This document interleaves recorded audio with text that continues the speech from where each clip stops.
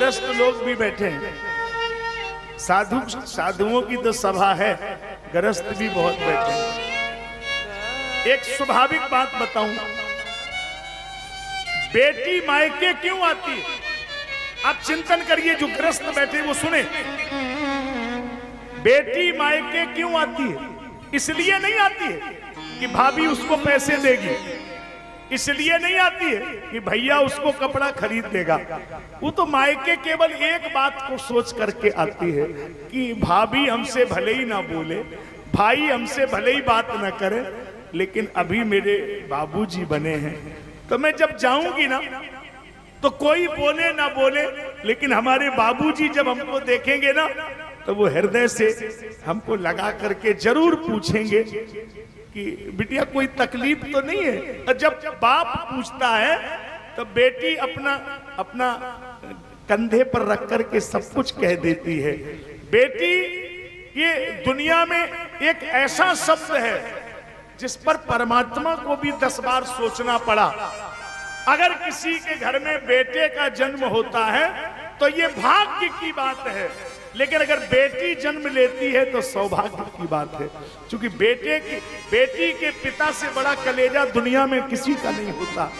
क्योंकि एक क्षण में अपने कलेजे को निकाल करके और दान कर देता है मंडप के नीचे, सदा के लिए सारे रिश्ते एक पल में सब कुछ दांव पे लगा देता है। तो बेटी के पिता का जो भाव है वो दुनिया में कोई सोच भी नहीं सकता। इसलिए हमारे यहाँ बेटी को कन्या कहा गया। कन्या, कनि दीप्तौ, इसमें कनि दीप्तौ हो गया।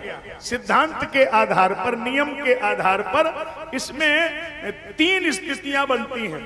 कन्या, कनि दीप्तौ, 3 कुल में प्रकाश करती है, इसीलिए उसको कन्या बोलते हैं। 3 अवस्थाएं, 3 व्यवस्थाएं, 3 नाम, 3 रूप, 3 कुल, 3 परिवार, 3 संविधान, 3 मर्यादाएं, 3 संज्ञा, 3 घरों में जाती है, 3 लोगों को यश प्रदान करती है। और जब कवारी होती है तो पिता को यश देती है, और नारी बनती है तो पति को यश देती है, और जब महतारी बनती है तो पुत्र को यश देती है। उसका नाम ही है यशोदा। यशोददाति सह, जो स्वयं यश का पात्र कभी नहीं बनती।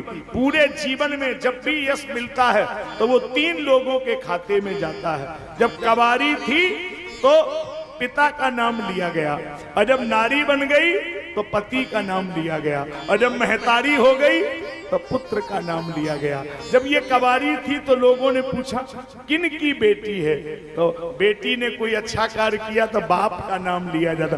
उनकी बेटी का नाम आज अखबार में आया है, उनकी बेटी ने ऐसा गौरव का कार्य किया है। और जब शादी हो जाए तो फिर ये किसके खाते में जाएगा? ये जो कुछ भी पुरस्कार मिलेगा तो वो शादी के बाद पति को मिलेगा। उनकी दुल्हन, उनकी पत्नी, उसने ऐसा कार्य किया तो पति का नाम ऊंचा होता है। और जब बूढ़ी हो जाए तो भी अपने नाम पर यश नहीं मिलता है, तो भी उनकी माता ने, उनकी मैया ने, उनकी माँ ने ऐसा कार्य किया तो बेटे का नाम। इसलिए 3 रूपों में इनकी पूजा होती है।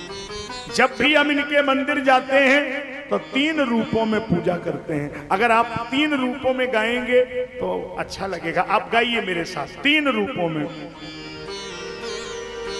पहला प्रश्न खड़ा हुआ कवारी किसकी है, दूसरा प्रश्न खड़ा हुआ नारी किसकी है, और तीसरा महतारी किसकी है। तो तीनों रूपों में गाइए। जय जय गिरिवर राज किशोरी,